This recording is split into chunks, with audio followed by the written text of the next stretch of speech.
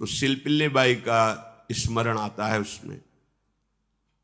सुत बिस दियो पूज शिल्पिल्ले भक्ति रशीली पाई। देखो कितना विश्वास होता है भक्त को, कैसा वो श्रद्धावान होता है। एक राजकुमारी और दूसरी एक जमींदार की पुत्री, दोनों को मित्रता थी। एक दिन राजा के यहां भगवत प्रेमी महात्मा आए। वो संत सेवी राजा थे। महात्मा जन आते रहते थे और महात्माओं का कार्य ही होता है निरंतर अपने प्रभु की सेवा और सुमिरन में मगन रहना। सेवा सुमिरन ये बहुत बड़ी सामर्थ्य है। अगर हम हर समय सेवा और सुमिरन में रहें तो कभी कोई माया प्रपंच हमें परास्त नहीं कर सकता। जहां हम सेवा सुमिरन से अलग हुए वहीं माया का प्रभाव पड़ता है। तो भगवान का शालिग्राम स्वरूप उनके पास था। खूब भाव से सेवा कर रहे थे और नवीन अवस्था की कोमल हृदय वाली ये दोनों सखियां देख रही थी। इनके मन में आया ऐसे हम भी ठाकुर सेवा करेंगे। देखने से सुनने से हमारे हृदय में प्रभाव पड़ता है। गंदी बातें देखेंगे, गंदी बातें सुनेंगे, उसी का चिंतन होगा, हृदय गंदे आचरणों की प्रेरणा वाला बन जाएगा। अगर हम भागवतिक बातें सुनेंगे, भागवतिक दर्शन करेंगे तो भागवतिक चिंतन होगा, हृदय भागवतिक प्रेरणा वाला बन जाएगा। कई दिन संत भगवान रुके, रोज सेवा कीर्तन कथा, सरल हृदया। उन दोनों सखियों में बात आई कि चल करके संत भगवान से कहते हमको भी ठाकुर जी दीजिए। दोनों ने चरण पकड़कर प्रार्थना की, गुरुदेव हमारे हृदय में भी इच्छा हो रही कि हमें ठाकुर सेवा मिले। अब दोनों बच्चे ही थे। संत भगवान ने विचार किया सेवा पद्धति में बहुत सावधानी की आवश्यकता होती है। अभी ये बच्चे हैं, कहीं सेवा अपराध न बन जाए। सेवा अपराध भी होता है। उपासना में चलने वाले उपासक को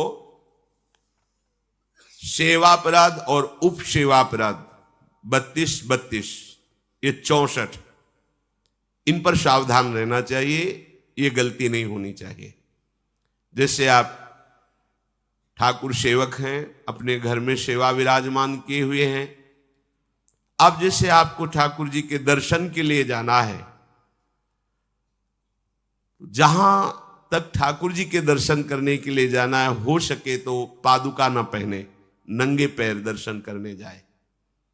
यदि आप में ऐसी सामर्थ्य नहीं है किसी कारण से, तो सीढ़ियों में पादुका नहीं पहनना चाहिए। जहां से मंदिर की सीढ़ियां हैं, पादुका उतार कर माथा रखकर सीढ़ी में फिर चढ़ना चाहिए।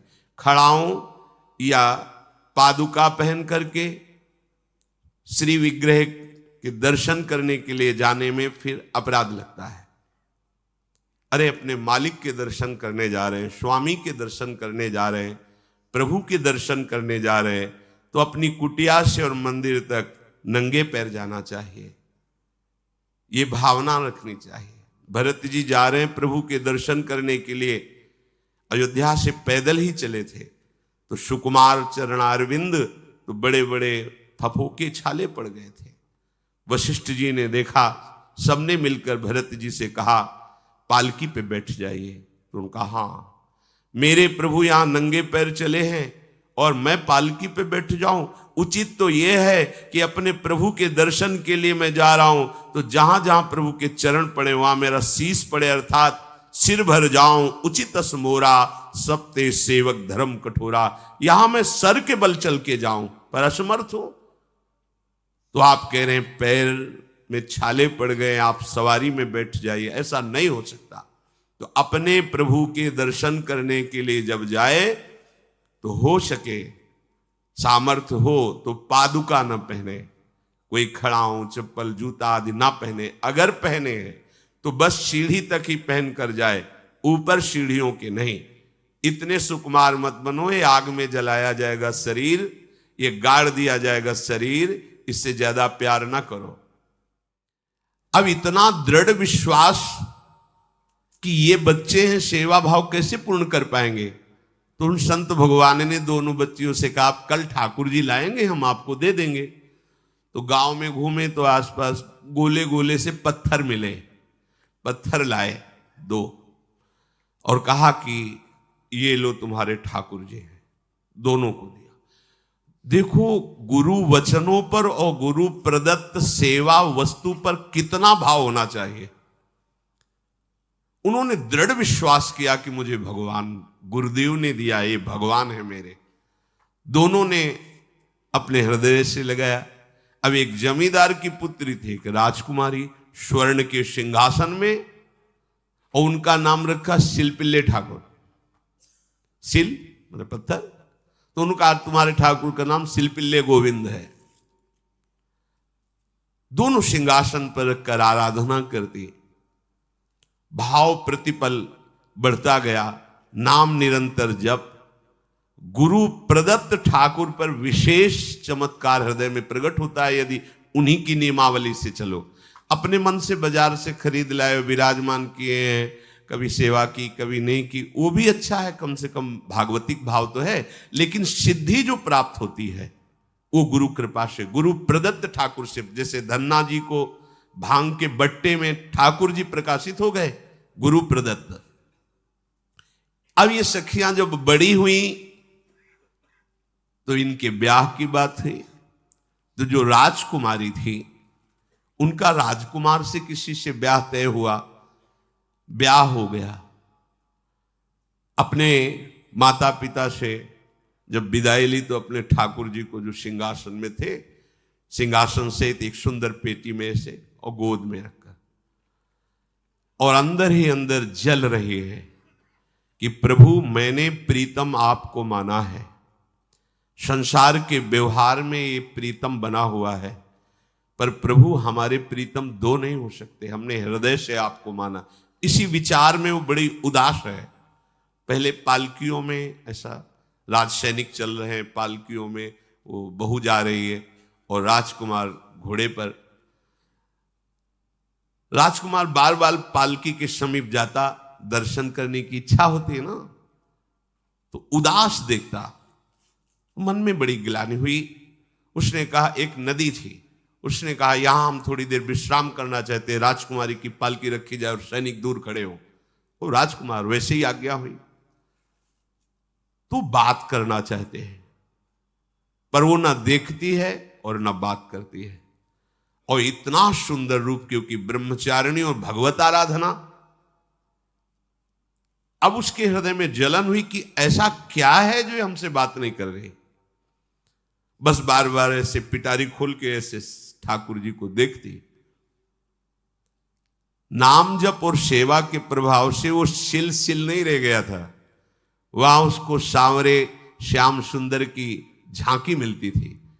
जब अपने शिल्पिल्ले ठाकुर जी को देखती तो ललित त्रिभंगी श्री लालजू महाराज श्याम सुंदर दिखाए, अत्यंत आसक्ति। गुरु प्रदत्त किसी भी शब्द में, किसी भी वस्तु में दिव्यता होती है, बस हमारी भावना होनी चाहिए। अरे बोले ये हम नहीं दे सकते, ये गुरु प्रदत्त है, नहीं हम प्राण दे सकते हैं, लेकिन ये नहीं। जिसका गुरु वचन पर, गुरु प्रदत्त वस्तु पर, गुरु प्रदत्त ठाकुर पर दृढ़ निष्ठा हो गई, वही सिद्ध हो जाता है। अब उसने समझ लिया कि पिटारी में जो कुछ है यही हमारे और राजकुमारी के बीच में बाधा है। 2-4 दासियों को बुलाया और कहा इनको बातों में उलझाओ, पिटारी पीछे हमें दो। वो प्रवीण दासियां उनको विनोद भाषा में, हंसी मजाक में बात, लेकिन वो उदासीन। धीरे से गोद में पेटी थी, ले ली, हम लिए हुए हैं, आप बातचीत में सारा, और पेटी उनको दे दी। राजकुमार ने राजकुमारी से कहा यही पेटी तो हमारे आपके बीच में बात, फेंक दी नदी में। अब तो जो उसके हृदय में पीड़ा हुई, भारी व्याकुलता। अब राजकुमार है, सैनिकों के साथ तुरंत पालकी उठवाई, महल ले गया। पर वो आसक्त है, इतनी सुंदर राजकुमारी, क्योंकि भागवतिक तेज से संपन्न में आकर्षण होता है।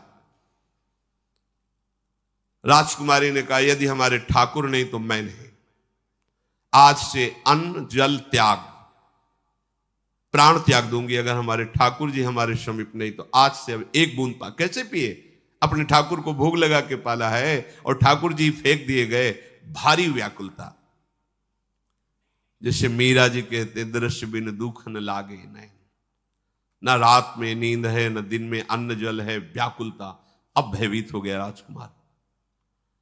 पूरा महल इस विषाद से हो गया कि अगर नवीन राजकुमारी प्राण त्याग देती है तो क्या होगा लोक समाज में, कि अभी नवीन राजकुमारी गई, ये लोग ऐसे निर्दयी हैं कि ऐसा व्यवहार किया कि उसने प्राण त्याग दिया। राजकुमार घुटने में आ गया, घुटने टेक कर राजकुमारी से कहा, मैं तुम्हें दुखी नहीं करना चाहता, पर मैं तुमको छोड़ भी नहीं सकता। अब हमें आप वो उपाय बताओ जिससे आप मुस्कुरा दो, आप प्रसन्न हो जाओ। तो उनका, हम अपने ठाकुर के बिना जीवित नहीं रह सकती।